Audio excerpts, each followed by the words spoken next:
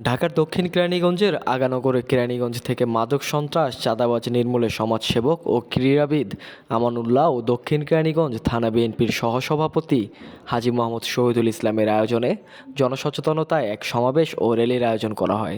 Aganagar union বিএনপির সহসভাপতি রফিকুল ইসলামের সঞ্চালনায় বিশেষ অতিথি হিসেবে উপস্থিত ছিলেন ঢাকা জেলা বিএনপির সাধারণ সম্পাদক অ্যাডভোকেট নিপুণ রায় চৌধুরী। এ সময় নিপুণ রায় বলেন, মাদক সন্ত্রাস চাঁদাবাজ মুক্ত সমাজ শুধু মৌখিক দাবিতে নয়, কর্মের মাধ্যমে প্রতিষ্ঠা করতে হবে। আজকে আপনারা যে উদ্যোগটি গ্রহণ করেছেন, সন্ত্রাস মুক্ত, চাঁদাবাজ মুক্ত, মাদক মুক্ত কেরানীগঞ্জ আমরা গড়তে চাই ইনশাআল্লাহ। এটা শুধু আমাদের মৌখিক দাবি নয়, এটা আমরা যেন আমাদের কর্মের মাধ্যমে আমরা প্রতিষ্ঠা করতে পারি। মাদক সন্ত্রাসের সাথে দলীয় কেউ জড়িত থাকলে তাদের বিরুদ্ধেও যথাযথ ব্যবস্থা নেওয়ার কথা বলেন তিনি।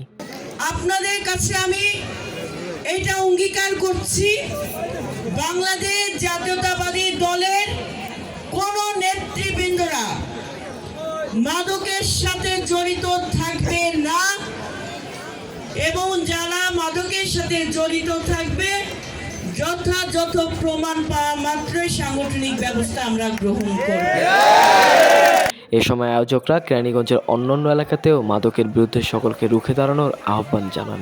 আজ থেকে আর 2 বছর আগে এই মাদকের বিরুদ্ধে লড়তে গিয়ে আমার ভাই শহীদ হয়েছে। তা আমিও এই মাদকের বিরুদ্ধে যে কদিন বেঁচে থাকবো মাদকের বিরুদ্ধে লড়ে যাব। ভবিষ্যতে আমরা সবাইকে এই সামাজিক সংগঠনকে নিয়েই আমরা একত্রিত হয়ে এই কেরানীগঞ্জ থেকে সমাজ সন্ত্রাস মুক্ত, চাঁদাবাজ মুক্ত, নিজস্ব মুক্ত এবং মাদক মুক্ত আমরা